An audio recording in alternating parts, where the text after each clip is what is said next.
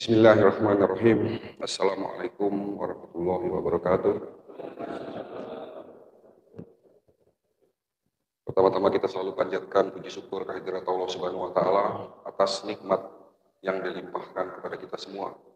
Baik nikmat iman, nikmat Islam, nikmat kesempatan, dan pastinya juga nikmat kesehatan. Salam serta salawat selalu tercurah kepada junjungan kita, Nabi besar Muhammad SAW, keluarganya, sahabatnya, dan semua pengikutnya hingga akhir zaman. Semoga kita ini termasuk yang mendapatkan syafaat oleh beliau nanti di yaumil akhir. Terima kasih kepada Bapak Ketua Dewan Kemakmuran Masjid Al-Hidayah, wakil dan segenap pengurus masjid, dan juga tentunya para jemaah, bapak-bapak, ibu-ibu pada sholat subuh yang dirahmati dan cinta Allah Subhanahu wa taala. Kenalkan, kami Dr. Cahyo mewakili Predikti, Perhimpunan Dokter Digital Terintegrasi Indonesia, mewakili ASPETRI, Asosiasi Pengobat Ramuan Tradisional Indonesia, dan mewakili secara khusus klinik kami, Klinik Holistik, Rumah Sehat Holistik Indonesia. Bapak Ibu sekalian, kegiatan kita pada pagi hari ini kami namakan manasik kesehatan. Adapun tujuannya adalah memberikan edukasi pendidikan kesehatan dalam rangka mencegah khususnya penyakit degeneratif, penyakit kardiocerebrovaskuler yang kita kenal penyakit jantung dan stroke masih menduduki peringkat pertama sebagai penyebab kematian nomor 1 di dunia termasuk di Indonesia. Lalu Badan Kesehatan Dunia WHO menetapkan negara kita Indonesia menduduki peringkat ke-6 untuk penyakit diabetes mellitus. Penyakit kanker menduduki peringkat ke-5. Kenaikannya terus bertambah. Oleh karena itu perlu adanya upaya pencegahan. Tentunya tindakan preventif harus dimulai dilandasi dengan tindakan promotif, yakni memberikan edukasi. Ini sangat penting. Oleh karena itu, semoga kegiatan manasik ini di masjid ini bisa menjadi ilmu yang bermanfaat buat Bapak Ibu sekalian. Lalu tujuan kedua dari kegiatan manasik ini, kami akan memperkenalkan sebuah metode konsep pengobatan holistic integrated medicine, yakni gabungan antara pengobatan medis konvensional ala barat dan pengobatan tradisional ala timur. Dan hari ini ada tema yang akan kami angkat, judulnya adalah kenapa penyakit kronis sulit untuk disembuhkan. Sebetulnya tema ini sudah sering saya sampaikan kepada masyarakat lewat kegiatan manasik kesehatan pada sholat subuh, karena memang tema inilah yang paling cocok untuk membuka paradigma bagaimana cara hidup sehat, bagaimana kita mengetahui apa penyebab penyakit-penyakit diabetes, hipertensi, jantung, stroke yang kita kelompokkan dalam penyakit degeneratif atau kita kenal penyakit kronis. Apa penyebabnya? Insya Allah nanti saya akan memaparkan itu semua. Dan manasik hari ini kita bagi menjadi 3 sesi. Yang pertama adalah materi, nanti dilanjut dengan tanya jawab, dan terakhir ada 7 resep, 7 langkah sehat. Bagaimana cara mencegah dan mengobati penyakit degeneratif secara khusus dan penyakit secara umumnya. Ya. Baik Bapak Ibu sekalian, hari ini kita tidak membahas mengenai COVID-19. Sudah bosan. Ya. Sudah terlalu banyak dokter yang membahas itu. Bahkan kemarin saya dapat berita, ada muncul varian baru lagi di Eropa. Ya, mutasi antara varian Delta dan Omicron. Namanya Delta Cron. Saya nggak paham nanti muncul apa lagi, tapi yang jelas, satu yang ingin saya sampaikan, semakin banyak mutasi yang terjadi, insya Allah ini merupakan akhir dari pandemi. Karena kalau secara alami, jika virus itu bermutasi terus, virus mutasi-mutasi yang terakhir inilah akan lemah. Dan justru akan, kalau kita terinfeksi, akan membuat vaksinasi alami dalam tubuh kita. Dan ini semoga harapannya seperti tadi yang sudah disampaikan, ya, pandemi ini akan segera berakhir. Tapi muncul masalah baru ya Pak. Apa itu? Minyak goreng langka. Baik. Sebelum saya masuk materi, saya ingin bercerita sedikit, apa sih sebenarnya holistik? Holistik, istilah holistik itu pertama kali disampaikan oleh Dr. Christian Smith, sudah lama, tahun 1929. Tapi karena pada saat itu, ya, dunia didominasi oleh penyakit infeksi. Sehingga pengobatan holistik itu sempat hilang. Karena munculnya ilmu kedokteran medis yang memang lebih cocok untuk menangani kasus-kasus infeksi. Ditemukannya antibiotik, ditemukannya teknologi di bidang kedokteran. Ya, sehingga pada saat itu istilah holistik sempat hilang. Tapi dunia berputar, dunia berubah. Sejak 30 tahun yang lalu sampai hari ini, penyakit bukan lagi didominasi oleh penyakit infeksi. Jadi penyakit seperti penyakit TBC, penyakit saluran kencing, penyakit karena virus, itu sebetulnya penyakit-penyakit yang tidak berbahaya. Tapi justru penyakit yang menjadikan masalah, penyakit yang berbahaya, penyakit yang penyebab kematian nomor 1 di dunia adalah penyakit degeneratif, penyakit jantung, stroke, diabetes, hipertensi. Itu sulit disembuhkan. Oleh karena itu, pengobatan holistik hari ini berkembang pesat. Holistik adalah gabungan antara medis, konvensional, dan pengobatan tradisional. Kita tahu Bapak Ibu sekalian, antara pengobatan medis dan tradisional itu seolah-olah kayak kucing sama anjing. Saling bertolak belakang, dokter mengatakan kalau jamu itu tidak bagus, dapat membuat kerusakan ginjal. Sebaliknya, ya, ahli pengobatan tradisional entah Shinsei, tabib mengatakan bahwa obat kimia itu tidak bagus. Tapi saya mengambil satu jalan tengah, kita mengambil jalan tengah. Semua ilmu Allah itu baik, Pak. Yang baik-baik kita ambil, yang ada efek sampingnya kita buang, yang tidak sesuai dengan syariat Islam kita buang jauh-jauh. Semua pengobatan ada plus, ada minusnya. Begitu juga pengobatan medis, pengobatan tradisional. Ada baiknya, ada efek sampingnya. Sekali lagi yang baik-baik kita ambil, lalu kita gabungkan. Yang tentunya ini didukung dengan sains, keilmuan. Dan pengobatan holistik juga tidak lepas dari teknologi. Nah, oleh karena itu, pengobatan holistik lebih dapat diterima dalam ilmu kedokteran di dunia. Bahkan di Eropa, di Amerika, pengobatan holistik sekarang menjadi pengobatan utama yang berkembang pesat maju. Banyak teknologi-teknologi di bidang kedokteran holistik, ya, mulai dari alat penunjang pengobatan, ya, teknologi medical check-up-nya, sampai dengan teknologi herbalnya pun semua sudah teknologi tinggi, high-tech, ya, dengan teknologi yang sangat-sangat tinggi. Nah, inilah yang disebut sebagai holistic integrated medicine. Dan kami dari Rumah Sehat Holistik Indonesia adalah salah satu klinik yang sejak 15 tahun yang lalu sampai hari ini kita menjalankan konsep holistik di Indonesia. Kami ada di Tangerang, tepatnya di Green Lake City, Ruko Crown, Blok J, nomor 8, Cipondoh, Tangerang. Ya. Itu masih rawat inap, tapi kami sedang membangun yang insya Allah impian kami, ya, yang kita sedang bangun di Bogor menjadi pusat pengobatan holistik terlengkap di Indonesia. Kita sedang bangun di Bogor. Ya, kami mohon doa restunya dari Bapak Ibu sekalian agar pembangunan itu cepat selesai. Ya. Baik, kita langsung masuk materi, tapi sebelumnya saya ingin bertanya kepada para jemaah di sini. Senang sekali di sini ada adik-adik yang ikut sholat berjamaah. Ya. Ibu-ibunya ada ya di belakang ya. Oke, Bapak Ibu sekalian, semuanya sehat di sini? Ya. Selama ini kita tahu bahwa ada dua kategori, sehat dan sakit. Tapi ternyata ada kategori ketiga. Dan kategori ketiga inilah data dari WHO ini paling banyak jumlahnya. Apa itu? Abu-abu, tidak sehat, tapi tidak sakit namun tidak 100% sehat. Jadi dikatakan tidak sakit. Orang sakit diabetes, ya berarti ada penyakit diabetes. Tapi belum tentu merasakan sakit. Bahkan orang gagal ginjal pun belum tentu merasakan sakit. Orang kena penyakit kanker pun belum tentu merasakan adanya keluhan. Ya, jadi sehat pasti tidak sakit belum tentu sehat. Kenapa penyakit kronis sulit disembuhkan? Kita tahu Bapak Ibu sekalian, semua dokter sepakat ya, dalam ilmu kedokteran medis dikatakan bahwa penyakit seperti diabetes, hipertensi, jantung, stroke, bahkan penyakit yang dianggap ringan sekalipun seperti asam urat disebut sebagai penyakit yang tidak dapat disembuhkan dan harus minum obat seumur hidup. Ini pertanyaannya, benar atau salah? Kalau kita merujuk dari hadis Rasul, salah satu hadis Rasulullah yang berkaitan dengan kesehatan, ini menjadi dasar saya, menjadi dasar kami, ya, bahwa Rasul mengatakan semua penyakit bisa disembuhkan. Liqolidain dawa'u. Setiap penyakit pasti ada obatnya. Yang nggak bisa disembuhkan hanya satu. Apa itu? Kalau mati mah game over, Pak. Yang nggak bisa disembuhkan itu tua. Ya. Semua orang banyak menolak tua. Gitu. Banyak yang menolak tua, banyak yang ingin nggak jadi tua gitu. Tapi kan nggak mungkin gitu. Ya. Jadi bagaimana cara kita membuat penyakit diabetes itu sembuh tanpa harus minum obat lagi? Selama ini kan kalau orang sakit diabetes harus ketergantungan obat, betul? Siapa di sini yang sakit diabetes? Nah, pasti banyak.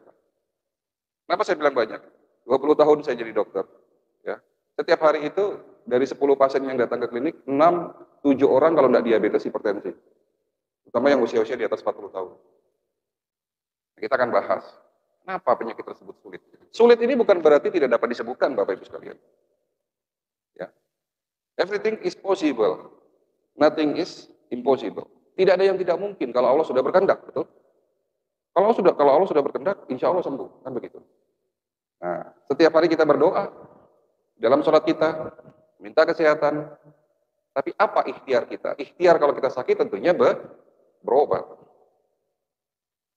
Sulit bukan berarti tidak dapat disembuhkan. Apa yang menyebabkan sulit? Nah, kita langsung masuk materi. Ada 3 jawaban. Ya, tolong dicatat. Yang pertama, penyakit kronis ini selalu berhubungan dengan gaya hidup. Berarti yang menyebabkan kita sakit diabetesnya tidak sembuh karena gaya hidup kita yang salah. Salah menurut siapa ya? Salah menurut ilmu kesehatan dan salah menurut apa yang sudah diajarkan oleh Nabi kita. Kita tidak mengikuti ajaran beliau. Kita tidak mengikuti sunnah-sunnahnya beliau yang berkaitan dengan kesehatan. Beliau sudah mencontohkan, mengajarkan umatnya bagaimana cara hidup sehat. Betul? Ya, bagaimana cara makannya, bagaimana cara tidurnya, bagaimana bahkan ya secara tidak langsung mengajarkan buang hajatnya pun diajarkan. Hari ini banyak bapak-bapak yang kena prostat, betul ya? Banyak yang susah kencing, kencingnya tidak tuntas. Itu ternyata harus ada salah satu penelitian, kebiasaan kita, maaf, buang air kecil berdiri. Itu salah satunya. Padahal Rasul sudah mengajarkan kan, bagaimana cara buang air kita yang benar.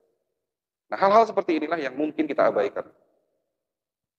Tapi ada salah satu hadis lagi yang di sini akan saya ungkapkan, dan ini menjadi dasar pengobatan holistik berkembang di dunia. Secara tidak langsung, hadis ini menekankan bahwa ternyata sumber penyakitnya berasal dari mana. Nah, hadis ini berbunyi begini, tidak ada tempat yang lebih buruk kecuali di dalam perutnya anak cucu Adam. Maksudnya apa? Nabi ingin mengatakan bagian paling buruk di dalam tubuh kita adalah sistem pencernaan. Dan ternyata hasil riset yang panjang dalam konsep pengobatan holistik, semua penyakit di luar masalah stres ya, kita abaikan dulu sebentar masalah mind atau stres. Ya. Kita berbicara jasmani dulu. Penyakit jasmani ya, itu semua bersumber dari masalah pencernaan ternyata. Jadi hati-hati Bapak Ibu sekalian, di saat pencernaan kita tidak bagus, ya akan muncul banyak penyakit. Tidak ada tempat yang lebih buruk kecuali di dalam perutnya manusia. Kalau bilang pencernaan, kalau kita bicarakan pencernaan, berarti hubungannya dengan apa Pak? Pencernaan, makanan. Nah, kenapa bangsa kita banyak yang sakit? Apa buktinya dok? Rumah sakit ramai kok, nggak ada yang sepi. Bukan hanya karena pandemi lalu rumah sakit ramai, sebelum pandemi pun sejak 20 tahun yang lalu, di saat saya masih praktek di rumah sakit, ya rumah sakit selalu ramai. Ramai orang yang sakit diabetes, hipertensi jantung. Kenapa? Karena pola makan bangsa kita sudah mulai berubah. Ayo kita buktikan, siapa di antara Bapak Ibu semua? Ayo jujur, yang di rumahnya tidak punya mie instan, tunjuk tangan. Yang tidak punya mie instan, tunjuk tangan, ayo. Ada enggak?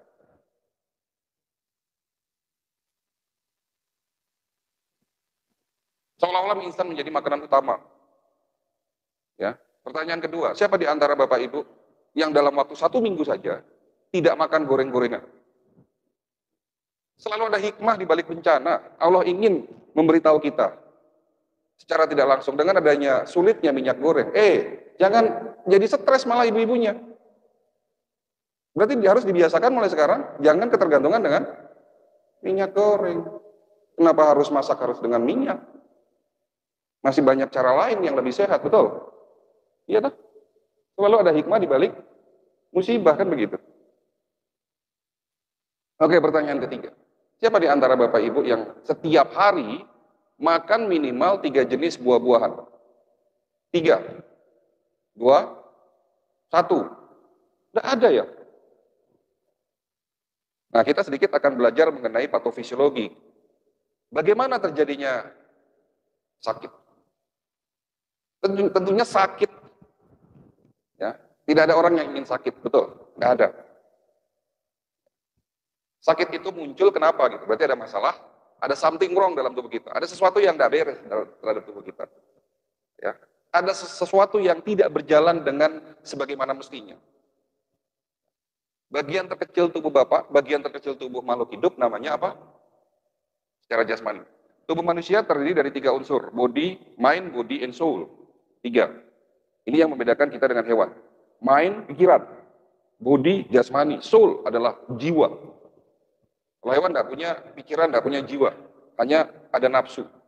Jasmani dan nafsu. Manusia itu berbeda. Salah satunya sakit, akan berdampak yang lain sakit. Nah, ini tolong dipegang. Nah, kita bicara jasmani dulu nih. Bagian terkecil tubuh kita namanya apa, Pak? Bagian paling kecil. Sel, betul. Jadi kalau ingin membuat jasmani kita sehat, ya harusnya sel kita sehat. Pelan-pelan saya kasih tahu. Apa syarat supaya sel kita sehat? Sel tercukupi akan nutrisi yang baik. Oksigen, air, dan itu semua dibawa oleh darah. Ya. Oke, kalau selnya rusak, lama-lama organnya juga jadi rusak. Karena yang membentuk organ adalah sel. Sel organ pankreas rusak, akhirnya muncul penyakit. Namanya apa? Pankreas. Diabetes. Diabetes tipe 1. Kalau sel reseptor insulinnya rusak, diabetes tipe 2. Sel-sel di dinding pembuluh darah kita rusak sehingga terjadi aterosklerosis atau kakunya pembuluh darah. Ya, penyakitnya hipertensi. Kalau terjadi sumbatan itu di otak dan menyebabkan kerusakan saraf otak disebut infark, penyakitnya stroke. Ya. Semua kerusakan sel menyebabkan kita sakit. Lalu di sini muncul pertanyaan, apa penyebab kerusakan sel? Penyebab kerusakan sel penyebab utamanya adalah radikal bebas. Apa itu radikal bebas, Dok? Radikal bebas itu bukan virus, bukan bakteri, tapi sebuah atom molekul yang kehilangan pasangan elektronnya kalau nempel di sel, selnya rusak. Jadi sepakat, penyakit disebabkan karena kerusakan sel disebabkan karena radikal bebas. Nah, radikal bebas ini terbentuk akibat proses oksidasi. Ya. Oksidasi ini apa lagi, Dok? Oksidasi itu contohnya kalau di luar sana besi berkarat. Oksidasi terjadi dalam tubuh kita secara alami. Kita bernafas, kita bekerja, kita beraktivitas, kita makan, menghasilkan oksidasi. Tolong urutan ini diingat. Ya. Jika kita istirahatnya tidak baik, kurang istirahat, waktu tidurnya salah, jika makannya tidak bagus, makan tidak bagus itu contohnya apa? Makan berlebihan, ya, minuman kekinian yang kadar gulanya dan kalorinya terlalu tinggi. Contohnya soft drink atau apalah. Ikan, daging, sumber protein bagus, di saat digoreng dengan minyak kelapa sawit, akan teroksidasi 2-3 kali lipat, kalorinya naik. Ya. Mie instan juga, makanan-makanan instan, makanan-makanan siap saji, makanan junk food, adalah penyebab naiknya oksidasi berlipat-lipat. Tapi Allah sudah menyiapkan penawarnya dalam tubuh kita. Karena manusia tidak bisa menghindari oksidasi. Siapa yang bisa menghindari oksidasi? Tidak ada. Stres penyebab oksidasi. Infeksi juga efek sampingnya meningkatkan oksidasi dalam tubuh kita. Artinya tidak ada manusia yang bisa menghindari oksidasi. Karena manusia tidak bisa menghindari oksidasi, Allah sudah menyiapkan obatnya dalam tubuh kita. Jadi obat paling utama yang mencegah supaya kita tidak sakit, yang mencegah supaya tidak terjadi oksidasi, yang mencegah supaya ternetralisir proses tersebut, namanya anti apa? Antioksidan. Justru antibodi ini benteng pertahanan kedua, Pak. Obat utama, benteng pertahanan pertama dalam tubuh kita namanya antioksidan. Ya, diproduksi sel-sel glutathione dan sukrase. Yang ini nggak perlu diingat lah. Tahu bahwa tubuh kita ada obat utama yang namanya antioksidan. Ya, jelas ya. Namun secara alami pula setelah usia Bapak 40 tahun, 50 tahun, 60 tahun produksinya semakin menurun. Makanya rata-rata orang sakit di atas usia 40 tahun. Nah, terjawab dulu kalau saya makan soto Betawi, Dok, asam urat saya nggak naik. Dulu waktu saya makan daging-daging, saya makan goreng-gorengan, kolesterol saya nggak naik. Tapi sekarang kenapa kok kolesterol saya gampang naik? Kenapa diabetes saya gampang, gula saya gampang naik? Itu jawabannya, rusaknya sel-sel tubuh kita akibat naiknya oksidasi, terbentuknya radikal bebas, akibat oksidasi itu tidak dapat dinetralisir oleh antioksidan, yang dimana antioksidan produksinya sudah mulai menurun. Tapi Allah punya plan B. Allah punya cara lain. Allah maha baik. Bukan hanya menciptakan antioksidan dalam tubuh kita, tapi menyiapkan, menyediakan antioksidan ada dalam makanan kita. Di mana? Di buah, Pak. Yang di mana tadi saya sudah buktikan. Siapa di antara Bapak Ibu yang setiap hari makan 3 jenis buah-buahan? Tidak ada yang 7 tangan. Buah itu ada obat. Yang di mana di dalam kandungannya bukan hanya vitamin, bukan hanya nutrisi, bukan hanya enzim, tetapi kandungan buah itu mengandung antioksidan. Nah, antioksidan yang terkandung dalam buah-buahan itu jenisnya ratusan. Contoh, antioksidan namanya resveratrol. Antioksidan ini diteliti dapat mencegah penyakit jantung. Ada di mana? Buah yang berwarna merah keunguan, terutama buah blueberry, buah anggur, buah yang ada di Indonesia yang sekarang ini buah itu sudah mulai jarang, buah jamblang atau duet. Itu obat untuk penyakit jantung. Ada antioksidan namanya lycopene. Dapat mencegah penyakit prostat. Bapak-bapak yang sudah mulai susah kencing, hati-hati. Kena serangan prostat. Dapat dicegah, diobati dengan lycopene. Ada di mana? Buah tomat. Makan tomat tiap hari, Pak, yang usianya sudah di atas 60 tahun. Antioksidan namanya bromelin. Dapat mencegah penyakit kanker. Ada dalam buah nanas. Buah alpukat dapat mencegah penyakit Alzheimer, pikun, dan menurunkan kolesterol jahat. Apel dapat mencegah penyakit liver dan batu empedu. Semua buah mengandung obat yang namanya antioksidan. Inilah jawaban. Kenapa bangsa kita banyak yang sakit? Lupa makan buah, kebanyakan goreng-gorengan, Pak. Padahal Indonesia diberikan anugerah, berkah luar biasa, rezeki luar biasa. Kita hidup di tanah yang subur, iklim yang terbaik. 70% buah-buahan di dunia ada di Indonesia. Tapi masyarakatnya lupa makan buah. Dibilang mahal. Siapa bilang mahal? Mahal dibandingkan apa? Kan begitu. Kalau Bapak ke Eropa, atau enggak usah ke Eropa lah. Bapak ke Singapura, buah itu 2-3 kali lipat lebih mahal di sana. Ke Jepang, harga semangka paling murah 400.000, Pak. Buah rambutan di Amerika, 1 biji harganya 10.000, Pak. 1 biji. Lalu mengatakan di Indonesia buah mahal, Dok. Enggak perlu yang mahal-mahal, enggak perlu anggur, enggak perlu. Cari jamblang. Cari apalagi buah jambu berlimpah, nanas berlimpah, pepaya, pisang, wah apalagi banyak semua. Inilah penyebab kenapa kita akhirnya sakit. Masyarakatnya kurang diedukasi. Betapa pentingnya makan buah. Rasul sudah menganjurkan makan buah. Kalau di zaman dulu di Jazirah Arab, ya, yang ada hanya kurma, makanya Rasul menyarankan makan kurma. Apakah harus makan kurma? Ya tidak. Sunahnya makan kurma. Tapi di Indonesia buah berlimpah, kan begitu. Saya mau cerita, Pak. Kenapa penyakit kronis sudah disembuhkan? Gaya hidup yang salah. Nah, saya mau cerita. Dari sekian banyak pasien yang saya tangani, ada salah satu pasien yang teringat oleh saya. Kejadian ini sudah 2 tahun yang lalu. Pasien ini seorang ibu-ibu usia 55 tahun, datang ke klinik dengan kondisi yang cukup parah. Beliau sakit diabetes, sudah komplikasi. Ya, kaki sebelah kanannya membusuk, mulai dari betis sampai telapak kaki menghitam. Telapak kakinya bolong, jari kakinya sudah copot 1. 8 bulan beliau tersiksa dengan kondisi seperti itu. Suaminya bilang, Dok, tolong istri saya, sebentar lagi kakinya mau diamputasi. Ya. Apa yang bisa saya lakukan? Tentunya tidak mudah mengobati kondisi yang sudah seperti itu parah. Tapi sebelum saya berikan obat, inilah satu metode holistik yang kita sedang jalankan. Protapnya, semua pasien yang datang ke klinik kami, ya, kami melakukan medical check-up holistik. Apa bedanya dengan medical check-up yang ada di rumah sakit atau di lab? Beda. Beda cara, beda teknologi, ya, tetapi tujuannya sama. Yang kedua, kalau Bapak di rumah sakit atau di lab, sebelum Bapak datang ke laboratorium, Bapak akan minta rujukan dari seorang dokter. Dokter akan memberikan rujukan.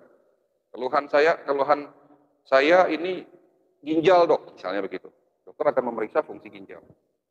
Keluhannya di perut, dokter akan memeriksa fungsi liver, darah. Yang diperiksa hanya berdasarkan apa yang dirasakan. Nah, bedanya dengan pemeriksaan holistik, apapun keluhan Bapak, semua dari ujung kepala sampai ujung kaki diperiksa. Kalau selama ini Bapak diperiksa lewat darah, lalu step lain dengan pemeriksaan radiologi, misalnya USG, foto ronsen, CT scan, nah kita di sini tanpa harus melalui pemeriksaan darah, kita punya teknologi fisika kuantum. Jadi ternyata ada bagian terkecil dalam sel tubuh kita namanya atom. Jadi ada lagi yang kecil. Kalau dulu taunya bahwa bagian terkecil tubuh namanya sel, tapi di bagian terkecil tubuh kita namanya atom. Nah, atom ini mengeluarkan energi, kuantum namanya, dipelajari. Nah, ada alat yang dapat mengukur satuan itu. Kalau rusak, pasti angkanya pun berubah di situ. Nah, penemunya ini memang orang luar, ya. Alat ini saya temukan di Beijing waktu kami masih belajar di sana. Nama alatnya Human Resonance Magnetic Analyzer. Ya, tidak perlu diambil darah Bapak, cukup ditempelkan ke badan, nanti keluar seluruh fungsi-fungsi organ. Berapa banyak yang diperiksa? Ya semua fungsi organ. Di print 30 lembar, Pak. Banyak. Bentuknya angka-angka, fungsi otak, fungsi jantung, fungsi ginjal. Nah, ibu itu saya periksa dengan teknologi tersebut. Hasilnya keluar, jantungnya membengkak, ada indikasi sumbatan pembuluh darah koroner. Ginjalnya menurun tajam. Ya, indikasinya kerusakan ginjal sampai dengan 60%. Jadi fungsinya tinggal 40%. Banyak penyumbatan pembuluh darah, dan ini semua terjadi akibat tingginya radikal bebas dan proses yang namanya oksidasi. Oksidasi terjadi akibat gaya hidup yang salah. Poinnya, apa yang menyebabkan beliau sakit? Karena gaya hidup beliau salah. Iya dok, benar, sejak muda istri saya, kata suaminya ya, sejak muda istri saya tidurnya larut malam. Jam 11 sampai dengan jam 1 malam, kita harus sudah tidur pulas, Pak. Bapak mau sholat tahajud silahkan, jam 3, setengah 3, monggo. Tapi jam 11, jam 1, itu syaratnya harus tidur pulas. Kalau mau sehat, karena di saat itu belum tidur, hati-hati, terutama yang masih muda-muda, ini karena pandemi 2 tahun, tidak sekolah gitu kan. Jadi siklus tidurnya sekarang sudah mulai berubah, tidurnya larut malam, ya, bangunnya beduk gitu. Hati-hati, radikal bebas naik, oksidasi terjadi. Dok, istri saya sejak muda itu makannya larut malam. Kebiasaan makan kurang dari 4 jam sebelum tidur malam, itu juga akan menyebabkan oksidasi naik 2-3 kali lipat. Dok, istri saya tidak suka minum air putih. Ya, di mana air putih ini sebagai pembilas, membersihkan tubuh kita dari sisa-sisa metabolisme tubuh. Ya. Jadi inilah yang menyebabkan pada akhirnya kita sakit. Ya. Awalnya waktu masih muda tidak masalah. Kenapa? Karena stok antioksidannya, produksi antioksidannya masih bagus. Tapi di saat usianya beliau ini 45 tahun, antioksidannya sudah mulai menurun. Habis tekor, gara-gara ngurusin oksidasi tadi, ya lama-lama radikal bebas terbentuk, dan radikal bebas inilah yang menyebabkan kerusakan tubuh kita. Jelas ya?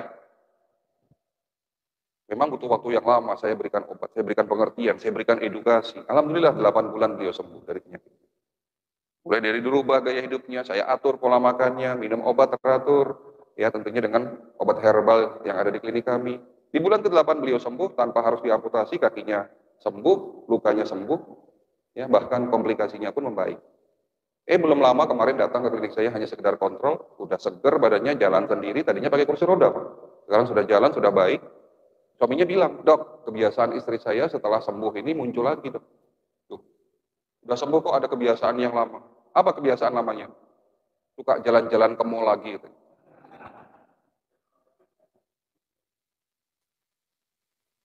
Itu adalah salah satu cerita dari banyak cerita. Jadi kalau bagi yang bapak-bapak yang sakit diabetes, hipertensi, jantung, stroke, introspeksi diri, jangan-jangan ada sesuatu yang salah. Jangan-jangan pola makannya salah. Jangan-jangan kurang istirahat. Ya, dirubah semua. Jangan hanya ketergantungan dengan obat. Konsep holistik adalah self healing. Maksudnya self healing itu apa? Tubuh kita memiliki kemampuan dapat mengobati dirinya sendiri. Itu konsep holistik. Lanjut, jawaban kedua. Kenapa penyakit kronis sulit disembuhkan? Pengobatan yang keliru. Maksudnya gimana pengobatan keliru? Oke, saya jelaskan. Datang ibu-ibu, usia 59 tahun. Dok, pinggang saya sakit katanya. Tentunya yang saya obati bukan sakit pinggang. Yang saya obati penyebab sakitnya. Kenapa kok bisa sakit pinggang? Awalnya saya berpikir saraf kejepit. Awalnya saya berpikir gangguan ginjal. Ternyata ibu itu sudah melakukan pemeriksaan. Mulai dari tulang belakang, ginjal, semua tidak ada kelainan di situ. Tidak ada saraf kejepit, tulang belakangnya baik-baik saja, ginjalnya baik-baik saja. Sehingga dugaan saya salah. Ibu itu pun sudah melakukan pemeriksaan di rumah sakit, sudah konsultasi dengan dokter, karena belum ketemu penyakitnya, ibu itu hanya minum obat pereda nyeri. Sehingga 5 bulan terakhir dia ketergantungan dengan obat pereda nyeri atau analgesik. Dok, obati saya. Nanti dulu, jangan buru-buru tanya obat. Saya tidak tahu penyakit itu. Lalu gimana caranya supaya saya bisa menyembuhkan penyakit beliau? Kalau tidak tahu penyakitnya. Bagaimana caranya? Saya membutuhkan bantuan. Bantuan apa? Bantuan teknologi. Tentunya kita melakukan medical check-up holistik lagi untuk ibu itu. Nah, saya punya alat kedua. Alatnya namanya CT scan. Beda nggak dengan alat yang pertama? Beda. Tahu CT scan? Kalau di rumah sakit, teknologinya MRI, Magnetic Resonance Imaging. Tapi kalau CT scan di klinik kami lewat gelombang otak. Penemunya orang Rusia. Ya. Di otak kita ternyata ada gelombang namanya NLS, Non-Linear System. Gelombang ini ditemukan oleh salah satu ilmuwan dari Rusia. Dan ternyata gelombang ini dapat masuk ke dalam otak kita dan dapat melihat kondisi sel-sel tubuh kita. Walaupun seolah-olah yang diperiksa kepala, alatnya tidak besar, Pak. Sebesar meja ini. Tiduran di sebelah alat nanti dipasangkan semacam kayak helm. Nah, bedanya kalau alat pertama hasilnya angka, kalau alat kedua hasilnya gambar-gambar organ 3 dimensi full color sampai dengan tingkatan sel. Jadi nanti yang di-print gambar organ tubuh manusia. Dari mulai kepala, jantung, paru, ginjal, semuanya terlihat di situ. Ya, scanning dengan teknologi yang baru. Alat ini memang masih jarang di Indonesia. Alhamdulillah saya diberikan kesempatan untuk memiliki alat tersebut. Membantu saya menegakkan diagnosis untuk pasien-pasien saya. Ibu tadi yang sakit pinggang setelah diperiksa, alhamdulillah ketemu penyakitnya di mana? Di rahim. Ada masalah di rahim, ada infeksi di rahim. Setelah tahu penyakitnya itu, ya baru saya obati, saya resepkan obatnya. Alhamdulillah 1 bulan sembuh. Itu cerita pertama. Cerita kedua, bapak-bapak umur 65 tahun. Dok, saya sering mual, sering kembung, ada nyeri di ulu hati. Kira-kira sakit apa, Pak? Mual, kembung, nyeri ulu hati. Kira-kira sakit apa? Ya kalau enggak sakit mah, GERD. Kan gitu. Sebetulnya istilahnya sama. Mah, GERD, dispepsia. Itu semua masalah pencernaan, masalah lambung. Kan begitu. Kalau Bapak sakit mah, minum obat apa, Pak? Lazimnya ya promah, gitu kan. Polisilen, Milanta. Ya. Kalau sudah berbulan-bulan tidak sembuh-sembuh, hentikan, Pak. Berarti ada sesuatu yang salah di sini. Setelah saya melakukan pemeriksaan dengan alat yang tadi saya ceritakan, bukan sakit mah, tapi sakit batu empedu. Nah, kalau sakit batu empedu sembuh tidak pakai promah. Berarti pengobatan yang keliru. Datang lagi ibu-ibu masih muda, dok, sakitnya tuh di sini katanya. Sakit apa? Ibu ini membawa hasil diagnosis, ya, didiagnosis adanya kebocoran jantung. Berarti ada masalah di jantung.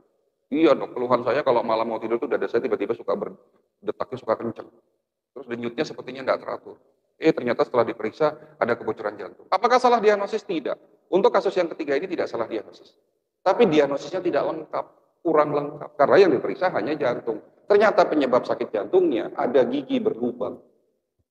Bukan gigi berlubang menyebabkan sakit jantung. Sekarang saya mau tanya sama Bapak.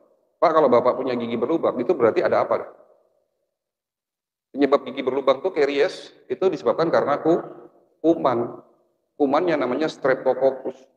Kuman ini kalau berkembang biak di gigi dan jumlahnya banyak, dia akan hijrah. Hijrah lewat darah, pindah ke jantung. Nempel di klep jantung kita jadi kaku, bocor. Pindah lagi ke ginjal, buat ginjal kita jadi bocor. Jadi kesimpulannya, pengobatan itu bukan hanya yang diobati rasa sakit, Pak. Bukan hanya di tempat yang sakit. Karena poinnya di sini, ya, apa yang kita rasakan dalam bentuk rasa sakit, belum tentu penyebabnya di tempat yang sakit, Pak. Saya mau tanya lagi sama Bapak di sini. Apa penyebab sakit ginjal? Apa penyebab sakit asam urat? Penyebab sakit asam urat adalah rusaknya sel-sel organ ginjal, ya, di mana terjadinya penurunan fungsi ginjal. Awal yang terjadi pada kasus fungsi ginjal yang menurun adalah asam urat di atas normal. Berarti yang diobati apanya? Ginjalnya. Dok, saya sudah minum allopurinol, saya sudah minum piroxicam, meloxicam, kenapa nggak sembuh-sembuh? Sembuhnya sesaat, ya karena ginjalnya belum diobati. Dok, saya sudah minum metformin, glimepiride, glibenclamid, obat-obat oral antidiabetik.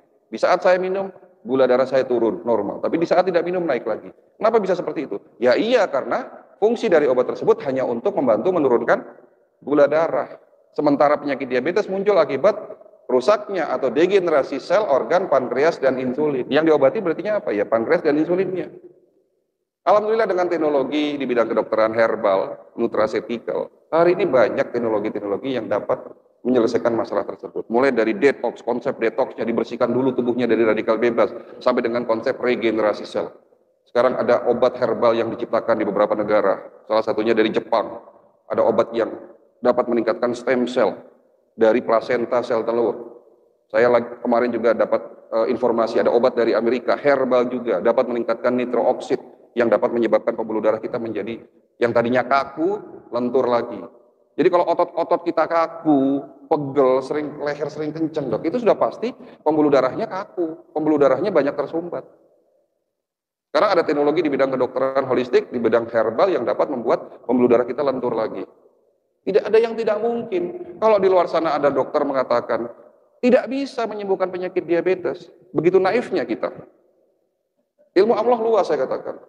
Andai kata samudra dijadikan tinta dan seluruh daun dijadikan kertasnya, tidak cukup untuk menuliskan ilmu Allah. Apalagi ilmu kesehatan. Kalau ada dokter mengatakan di luar sana, maaf kata, tidak bisa sakit diabetes itu disembuhkan. Ya berarti saya katakan dengan tegas, janganlah jadi seorang yang hidup dalam tempurung. Seperti katak dalam tempurung. Ilmu Allah ini luas, ayolah belajar pengobatan-pengobatan lain. Bagaimana dengan pengobatan Ayurveda, pengobatan tradisional Chinese medicine, pengobatan tibum nabawi yang dipopulerkan oleh Ibnu Sina. Ya, paham di sini Pak?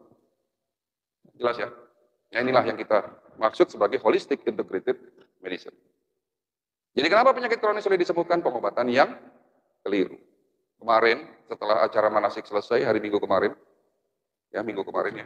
setelah acara selesai manasik di salah satu masjid di daerah Ciputat, rombongan ke klinik. Nah ini sudah kita lakukan selama 5 tahun. Setiap acara selalu ada yang ke klinik untuk melakukan medical check-up. Dari sekian banyak rombongan jemaah tersebut, 5 orang pusing Pak. Pusing yang pertama ternyata sinusitis. Pusing yang kedua gangguan mata. Pusing yang ketiga karena ada sumbatan pembuluh darah di otak. Pusing yang keempat karena gangguan hormon dan pencernaan. Saya memberikan obat berdasarkan penyebabnya. Tetapi saya bisa tahu penyebabnya karena saya dibantu oleh teknologi, alat-alat modern. Sehingga saya tahu, oh ternyata penyebab sakitnya ini. Sehingga saya dapat memberikan obat yang tepat. Ada lagi ibu-ibu, dok saya pusing. Setelah diperiksa normal semua. Ibunya ngaku, iya dok saya pusing kalau tanggal tua. Nah kalau masalah ini bukan lagi fisik, tapi stres pikiran. Kan begitu. Sehingga saya teringat salah satu hadis Rasulullah SAW yang berbunyi, jika kamu sakit maka berobatlah kamu, kata Nabi. Dan jika obatnya tepat sesuai dengan penyakitnya, insya Allah, tentunya dengan izin Allah akan sembuh. Masalah tepat ini kan bukan hanya kira-kira, Pak. Dok saya pusing, kira-kira penyebabnya apa? Ya, kalau kira-kira banyak. Kalau kira-kira berarti obatnya juga kira-kira. Betul enggak? Logika enggak? Terkadang Bapak Ibu sekalian, kita lebih sayang sama motor kita. Kita lebih sayang sama mobil kita. Apa bentuk rasa sayang kepada motor dan mobil? Kita punya jadwal rutin. Tune up, ganti oli rutin, check up rutin, betul? Kadang-kadang malah ditulis di kalender. Apakah itu sudah kita lakukan sama tubuh kita? Check up rutin, periksa rutin. Tidak. Tujuannya apa? Agar motor kita awet. Bagaimana supaya tubuh kita awet? Ya, betul nggak? Kemarin saya, ya 3 bulan yang lalu lah. Ini jadwal apa namanya, sudah mulai masuk jadwal untuk ganti oli, untuk tune up.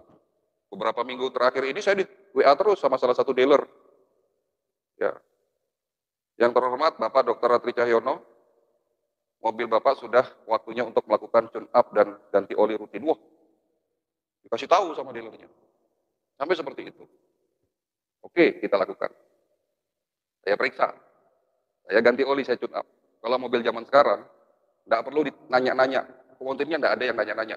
Keluhannya apa Pak? Tidak ada. Masukin komputer, ada alat scanning, datanya keluar semua. Dari data itu, kampas rem mobil belakang saya sudah mulai aus, ketahuan tuh. Canggih alatnya. Ganti. Daripada nanti berbahaya, ganti sebelum terjadi masalah. Saya bilang sama montirnya, Mas, saya punya alat seperti jenengan. Loh, Pak Cahyo punya alat ini buat apa? Loh, jenengan punya alat ini buat mobil, kalau saya alat ini buat manusia, saya bilang. Nah, itulah tujuan medical check up. Jangan nunggu sakit baru periksa, kasep Pak. Tahu, kemarin saudara saya sendiri kakak sepupu dari istri yang tinggal di Singkawang, periksa sama saya. Saya kok 1 bulan ini sering mual ya, sering kembung, ada nyeri di ulu hati, terus perut belakangan atas saya kok mengeras, terus tiba-tiba kulit saya kok jadi kuning. Berapa lama mas? Ya sebulan ini, baru ya. Iya. Diperiksa apa? Kanker liver, kanker hati stadium 4.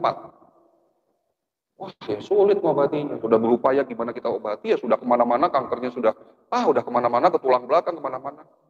Kemarin saya dapat berita, beliau meninggal. 1 bulan beliau hanya merasakan sakit. Apakah pertanyaannya kanker itu berkembang 1 bulan? Tidak Pak. Pastinya sudah lebih dari 1 tahun, tapi beliau tidak merasakan di saat kankernya masih stadium 1. Sehingga inilah jawaban ketiga. Kenapa penyakit kronis sudah disembuhkan? Ya karena rata-rata orang berobat itu sudah parah, penyakitnya ketahuannya sudah terlanjur parah. Sudah sakit baru ke rumah sakit, sudah sakit parah baru berobat. Lakukan apa yang kita lakukan terhadap motor dan mobil kita. Bahwa tubuh kita ini lebih penting, lebih berharga daripada motor dan mobil kita. Betul. Rasul sudah mengatakan 1400 tahun yang lalu. Rasul sudah tahu bahwa penyebab sakit nanti orang akhir zaman itu banyak disebabkan karena racun, karena sisa metabolisme, karena radikal bebas. Oleh karena itu Rasul menganjurkan untuk bekam rutin. Bekam Pak, lakukan bekam, itu salah satu bentuk kecintaan kita sama Nabi, supaya kita sehat, supaya tubuh kita dibantu dengan cara bekam, membantu menetralisir racun-racun yang menyebabkan kerusakan dalam tubuh kita. Lakukan rutin, ya minimal 3 bulan, 4 bulan sekali. Kalau perlu 2 bulan sekali, seperti motor dan mobil kita yang kita tune up, kita ganti oli. Betul nggak Pak?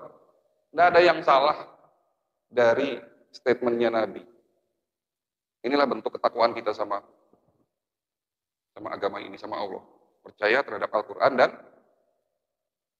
hadisnya, sunnahnya. Kan begitu. Materi selesai. Kenapa penyakit kronis sudah disebutkan? Saya ulangi, ada 3. Gaya hidup yang salah, pengobatan yang keliru, dan penyakitnya sudah terlanjur parah. Lalu bagaimana solusinya? Bagaimana cara mencegahnya? Bagaimana cara mengobatinya bagi yang sudah terlanjur sakit? Nanti ada 7 resep, 7 langkah sehat ala pengobatan holistik. Tapi sebelum masuk ke situ, kita buka sesi tanya jawab. Silakan kalau ada yang mau bertanya. Monggo. Waalaikumsalam warahmatullahi wabarakatuh.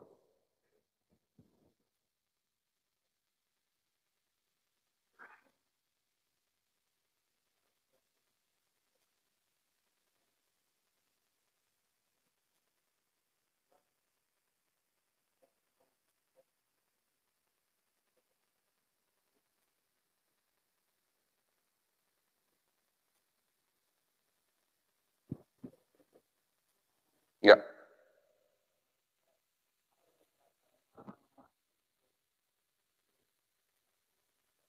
Hmm.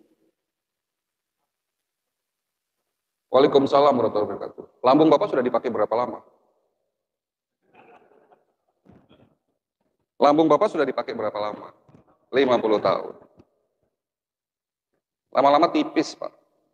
Kalau makanannya itu yang dapat membuat iritasi lambung. Makanan yang membuat iritasi lambung itu makanan yang terlalu keras. Bukan keras batu, enggak. Makan munyahnya enggak lama. Rasul sudah menganjurkan, makan munyahnya 32 kali.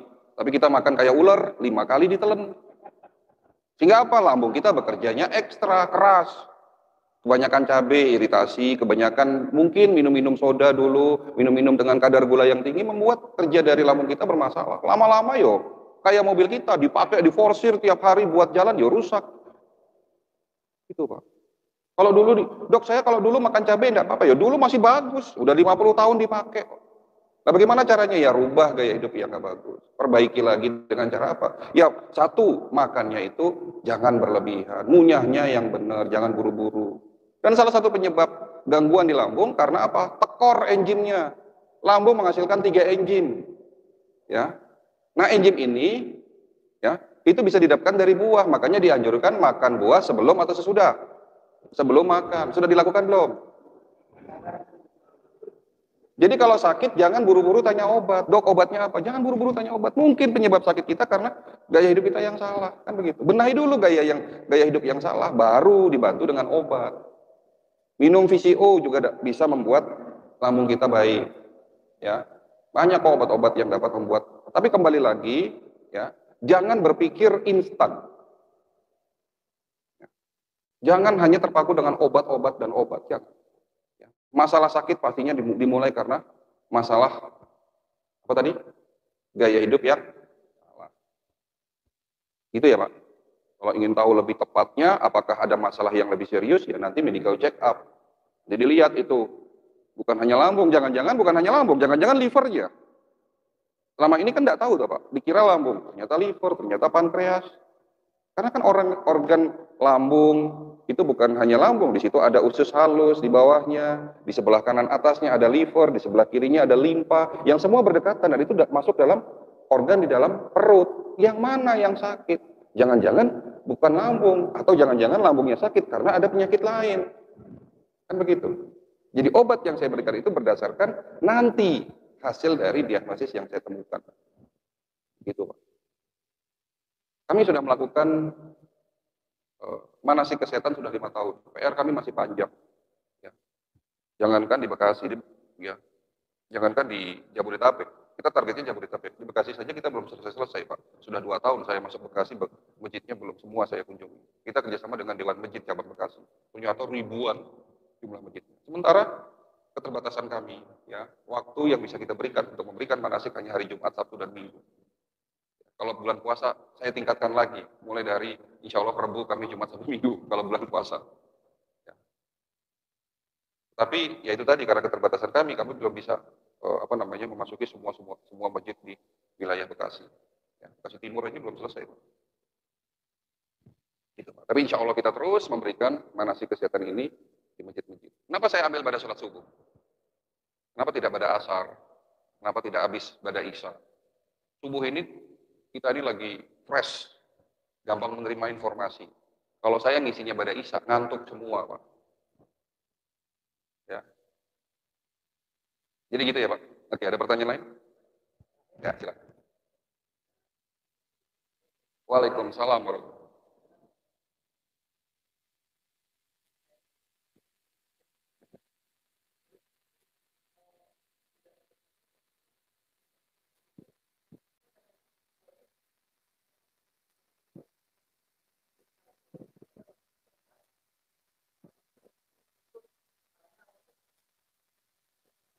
Nggak ada yang salah, cuman kurang dicari tahu apa penyebab pastinya.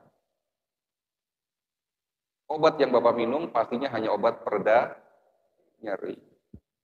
Tadi saya sudah cerita, ada orang sakit pinggang, dikiranya otot, dikiranya tulang, dikiranya sendi, dikiranya saraf kejepit, ternyata rahim.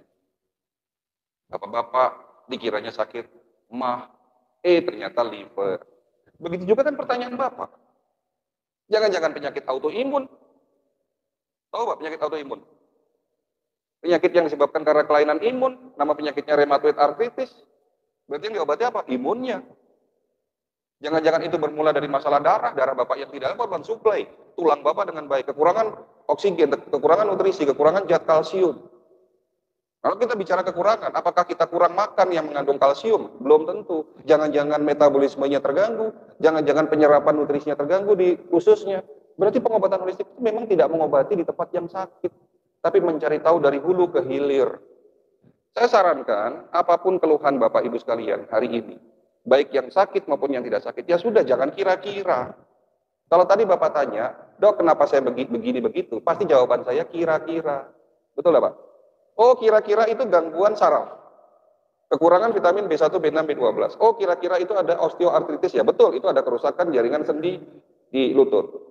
Tapi semua itu kira-kira, sehingga saya memberikan obat jadi kira-kira. Nah kalau obatnya kira-kira, kalau benar ya beruntung, kalau salah, Bapak protes sama saya. Dok udah diobati kok masih tidak sembuh-sembuh.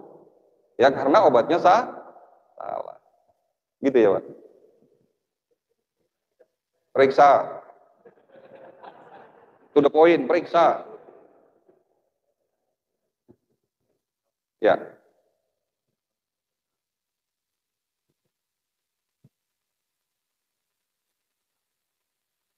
Oh berarti pankreasnya.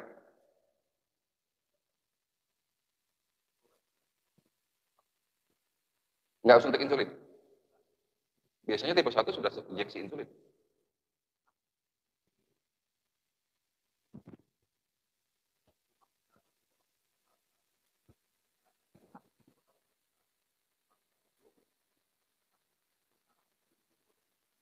tipe campuran ya. Pada penderita diabetes yang paling berbahaya adalah komplikasi. Komplikasi yang sering terjadi pada penderita diabetes itu yang pertama adalah neuropati sindrom, kerusakan saraf. Bukan hanya saraf tepi, bukan hanya di kaki, di tangan. Jadi kalau sudah mulai kesemutan, baal, kebas, itu berarti sudah ada komplikasi mengarah neuropati sindrom. Yang bahaya terjadi kerusakan saraf di otak yang menjurus ke penyakit stroke. Ya. Penyakit diabetes akan meningkatkan oksidasi dan radikal bebas 2-3 kali lipat lebih cepat daripada orang yang tidak ada penyakit diabetes. Akibat terjadinya oksidasi dan naiknya radikal bebas pada penderita diabetes yang menyebabkan kerusakan sel-sel tubuh kita lebih cepat dibandingkan orang lain. Sehingga yang perlu dilakukan Bapak sebagai penderita diabetes, medical check up ini tidak boleh lebih dari 1 tahun, tidak boleh telat. Minimal 6 bulan sekali diperiksa secara holistik. Lihat ginjalnya, 70% gangguan ginjal, gagal ginjal, kalau tidak diabetes, hipertensi. Penyakit paru-paru, infeksi pada penyakit paru-paru, TBC meningkat hari ini bukan karena lingkungan kita yang buruk, tapi karena diabetes. Bagi penderita diabetes, itu akan menurunkan antibodi dalam tubuh kita. Pada penderita diabetes akan meningkatkan terjadinya oksidasi di dalam darah, sehingga menyebabkan darah kita jadi tidak bagus, pembuluh darah banyak yang tersumbat. Kalau itu terjadi di jantung, serangan jantung. Sehingga yang perlu dilakukan bagi penderita diabetes, ya, itu pemeriksaannya bukan setahun sekali, tapi 3-6 bulan sekali.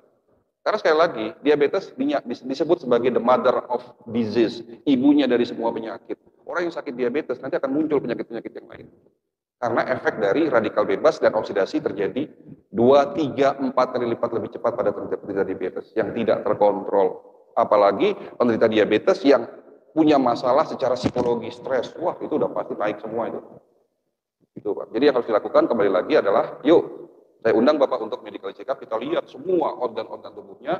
Kalau ada masalah, sebelum sakit, ya buru-buru diobati. Tujuannya apa? Agar lebih mudah dan murah. Kalau sudah sakit parah, susah dan mahal biayanya. Betul? Terakhir ya. Atau ibu-ibu dulu? Oke, ibu-ibu dari tadi berdiri sudah. Ya. Waalaikumsalam warahmatullahi wabarakatuh.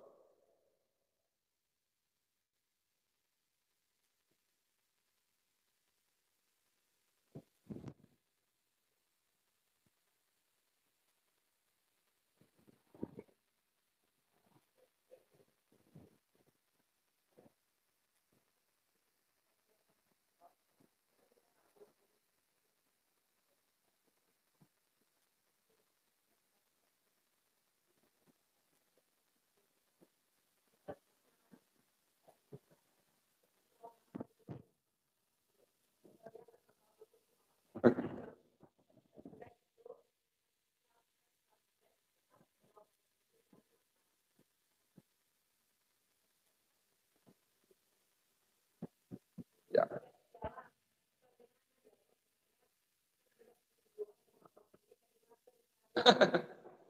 PR panjang buat bangsa kita, Pak, Bu. PR panjang buat bangsa kita. Makanya pendidikan kesehatan ini penting. Andai kata pemerintah lebih aware, lebih peduli terhadap masyarakatnya. Bukan memperbanyak rumah sakit, bukan yang dilakukan tindakan kuratif, tapi yang dilakukan tindakan preventif dan promotif. Berikan pendidikan kesehatan mulai dari tingkat SD, SMP, SMA. Disitulah kita akan paham. Ini baru bicara masker loh. Makanya PR panjang buat bangsa kita. Sulit saya jawab Ibu, itu ada protap gitu. Saya mengikuti aturan dari ID, dari Menteri Kesehatan, Dinas Kesehatan, dari Kementerian Kesehatan, bahwa masker ini untuk mencegah terhadap penularan virus corona. Betul, iya. Ya, tapi lihat-lihat, kemarin saya sempat jengkel, wah saya bilang, mosok suami istri di dalam satu ruangan, di dalam mobil disuruh berjauhan dan pakai masker. Ini kan lucu. Dong setiap hari kumpul, tidur bareng, dirazia. Awal-awal gitu dah. Ini keblinger saya bilang. Nah itulah, Indonesia ini ternyata tidak siap masalah kesehatan. Kebukti pandemi tidak selesai-selesai. Kalau yang lain sudah selesai, kita belum selesai, ya karena memang PR panjang buat bangsa kita. Tapi yang paling penting adalah pendidikan kesehatan itu. Ya. Tadi cerita standar, nah ini udah bicara standarnya, susah lagi nih. Ya. Daya beli masyarakat Indonesia yang sudah semakin menurun. Jangankan beli masker, beli minyak goreng aja tidak mampu loh. Masker itu ya enggak murah kalau standarnya standar medis. Tapi sekarang maskernya daur ulang. Murah iya, Indonesia cari yang murah gitu. Karena tuntutan ekonomi, mau enggak mau. Kan PR lagi panjang ceritanya. Sehingga sulit buat saya. Kalau Ibu tanya kenapa? Jawabannya susah ya Pak. Olahraga, ya jangan pakai masker. Mudaratnya lebih banyak daripada manfaatnya Bapak pakai masker. Lah olahraga kok. Olahraga kan nggak berkumpul, kumpul-kumpul gitu kan. Seperti ini. Kalau seperti ini kumpul-kumpul pakai masker oke lah. Tapi itu pun nggak wajib sekarang. Udahlah Omikron nggak begitu bahaya kok. Ya. Terakhir,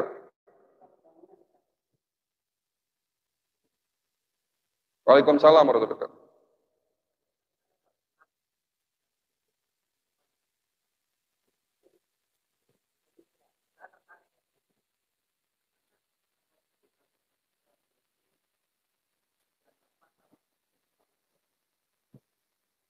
Beda apanya Pak?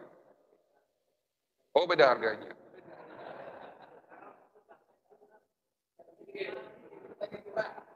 Oh, Bapak mau tanya piro dok gitu. Iya. Ah, wani piro Pak? Ya, baik. Pertanyaan Bapak akan saya jawab terakhir nanti. Ya, kita lanjut karena masih ada satu sesi lagi, tapi insya Allah tidak lama. Ya, jangan pulang dulu ya Pak. Kedatangan saya ke sini kan tidak setiap bulan, apalagi ya setiap waktu belum tentu. Tapi jangan pulang dulu. Ada hadiah yang mau saya berikan nanti. Ya, 7 resep, 7 langkah mencegah lebih baik daripada mengobati. 1, mulai hari ini jaga makan. Penting sekali jaga makan. Rasul sudah banyak mengajarkan bagaimana cara makan yang benar. Tapi utamanya bicara makanan ada dalam Al-Quran. Makan dan minumlah kamu jangan berlebihan. Betul? Nah, dikuatkan sama hadis Nabi. Coba sebutkan. Hadis yang berkaitan dengan makan jangan berlebihan apa? Kurang lengkap kali. Makan di saat lapar, berhenti makan sebelum kenyang, tolong dicatat itu bukan hadis. Yang benar tadi Bapak sudah katakan, makanlah sepertiga makanan, isi lambung kita sepertiga makanan, sepertiga air, dan sisanya adalah udara. Jadi kalau makan di saat lapar, berhenti makan sebelum kenyang, itu bukan hadis ya Pak. Kalau tidak percaya silahkan lihat di buku-buku riwayat hadis, tidak ada itu. Yang kedua, jangan makan malam Pak. Kalau ini bukan anjuran Nabi, saya belum menemukan hadisnya. Tapi menurut ilmu kesehatan holistik, hindari makan malam. Ya. Berapa jam sebelum tidur? Minimal 4 jam sebelum tidur. Jadi kalau tidurnya jam 10, setengah 7 harus sudah makan. Sebelum isya harus sudah makan. Tidurnya jam 9, sebelum maghrib sudah makan. Ya. Jangan tidurnya jam 10, makannya jam 9. Itu keliru. Yang ketiga, mulai hari ini kurangi karbohidrat yang kadar gulanya tinggi. Apa itu? Nasi putih kurangi, Pak. Udah makan nasi, pakai mie, pakai goreng-gorengan, kerupuk pula, semua karbohidrat itu. Udah gitu cara masaknya digoreng-goreng. Mana nutrisinya? Nutrisi yang masuk dalam tubuh kita sangat-sangat membutuhkan yang namanya protein. Ya, dagingnya, ikannya, tempenya. Daging mahal, oke, enggak perlu makan daging. Ada tempe tahu, tapi jangan diselimutin pakai tepung. Tempe tahunya. Ya. Kurangi nasi, Pak. Beda nasi putih kita sama nasi yang 100 tahun yang lalu atau 50 tahun yang lalu. Beda. Nasi sekarang ini 1, sudah tercemar. 2, kadar gulanya sangat tinggi. 3, vitamin B3-nya, vitamin B-nya sudah mulai banyak yang hilang. Seratnya sudah sangat rendah. Jadi vitaminnya sudah rendah, seratnya sudah rendah, tapi kadar gulanya tinggi. Makanya hindari makan nasi berlebihan. Gula pasir jangan dimakan, tepung-tepungan dikurangi. Kan gitu. Santan, nah ini nasi Padang memang makanan terenak di dunia. Tapi jangan tiap hari makan nasi Padang. Orang Padang boleh, tapi hindari santannya, kan begitu. Jadi cara makan yang ketiga itu kurangi karbohidrat yang mengandung kadar gula yang terlalu tinggi berlebihan. Ya. Cara jaga makan yang keempat, makanlah yang halal dan thayyib. Nah, ini nggak perlu dijelaskan. Itu langkah pertama. Langkah kedua, jangan tidur larut malam, jangan tidur setelah sholat subuh, dan jangan tidur antara asar dan maghrib. Tidur larut malam tadi saya sudah jelaskan, akan menaikkan oksidasi. Tidur setelah sholat subuh akan menurunkan daya ingat kita. Tidur antara asar dan maghrib menyebabkan imunitas kita menurun. Sunnah Rasul tidurnya setelah zuhur, siang, bukan antara asar dan maghrib. Langkah ketiga, minum air putih yang cukup. Hati ini yang usia sudah di atas 60 tahun. Ya, bukan perbanyak minum air putih, tapi perhatikan asupan air putih antara 1 maksimal 3 liter. Minimal 1 liter, maksimal 3 liter. Kenapa? Kurang menyebabkan kerusakan ginjal, lebih dari 3 liter dapat mengganggu kerja jantung dan paru. Pada usia tua itu juga boleh berlebihan juga minum air putih. Ya, Menjelang tidur jangan terlalu banyak minum. Cukup seteguk dua teguk dikala haus. Langkah keempat, puasa. Nah, materi puasa insya Allah saya berikan nanti di saat bulan Ramadan. Kalau memang ada waktu, ya jadwal saya masih ada, mudah-mudahan bisa datang lagi ke sini dengan manasik kesehatan, manfaat puasa dari sisi kesehatan holistik. Bulan April awal, kita sudah masuk bulan Ramadan.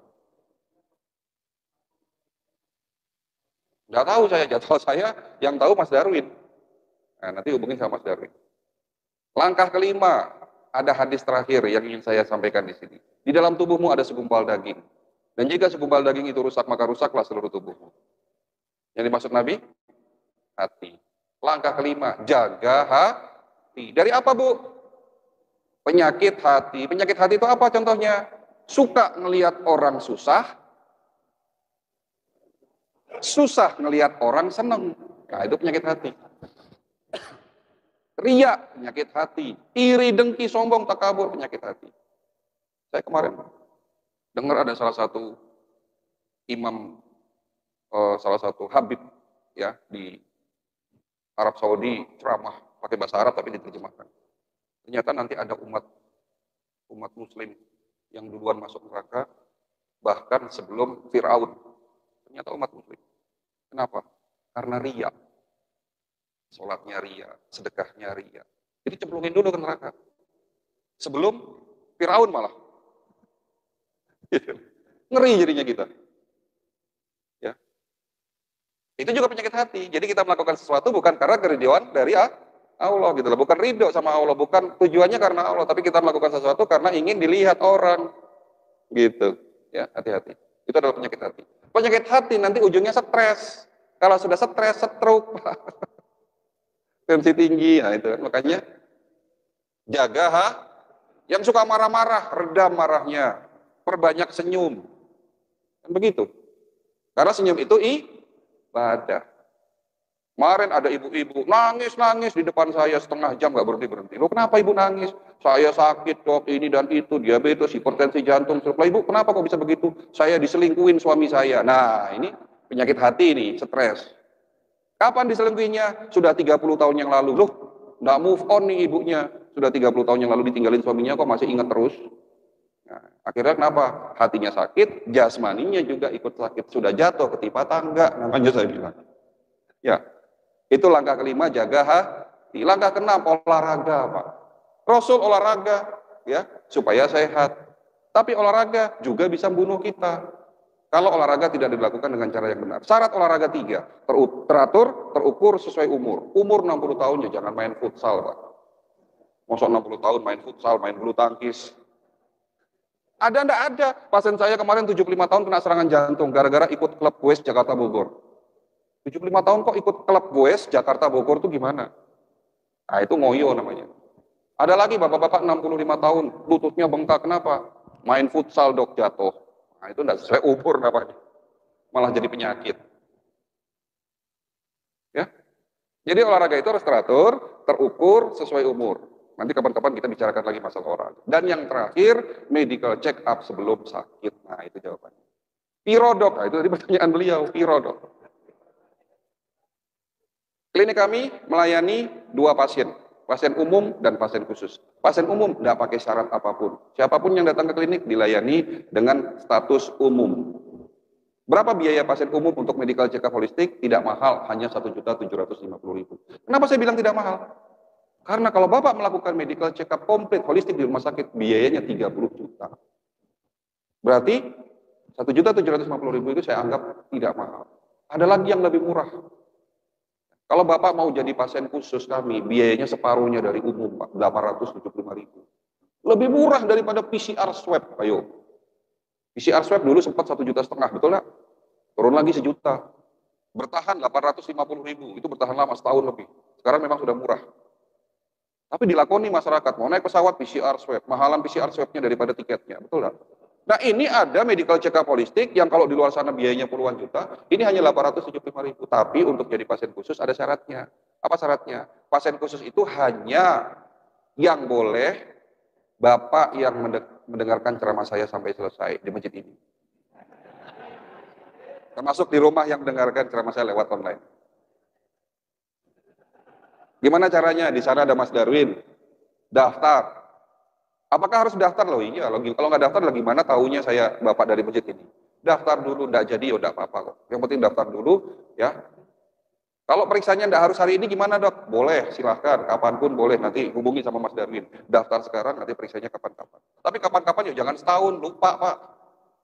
Ya, pastikan 1 bulan ini kalau perlu sebelum Ramadan itu sudah periksa. Tadi Bapak mengatakan jauh dok, klinik kita di Tangerang, nggak usah khawatir. Kalau Bapak hari ini datang, Bapak daftar hari ini, Bapak datang hari ini, saya kirim mobil antar jemput gratis. Tuh enak toh?